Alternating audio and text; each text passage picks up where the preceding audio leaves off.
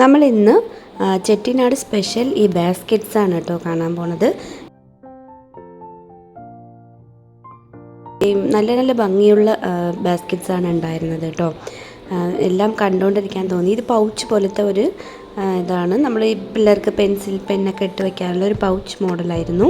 അപ്പോൾ ഞാൻ എല്ലാം കാണിക്കുന്നില്ല, ഡിഫറെൻ്റായിട്ട് എനിക്ക് തോന്നിയത് മാത്രം ഞാൻ കാണിക്കുന്നുള്ളൂ. ഇതൊക്കെ കണ്ടോ, ഈ അമ്പലത്തിലൊക്കെ പോകുമ്പോൾ കൊണ്ടുപോകുന്ന ചെറിയ ചെറിയ ബാസ്ക്കറ്റ്സ് ആണ്. പിന്നെ ഇത് ഒരു കുടുക്ക പോലെ ഉണ്ടായിരുന്ന ഒരു സംഭവമാണ്.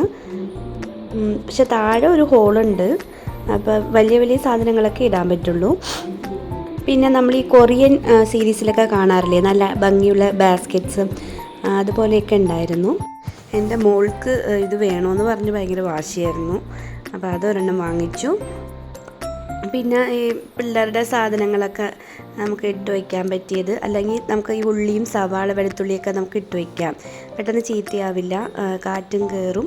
അത്യാവശ്യം നല്ല കിച്ചണിൽ വയ്ക്കുമ്പോൾ നല്ല ഭംഗിയുണ്ടല്ലോ.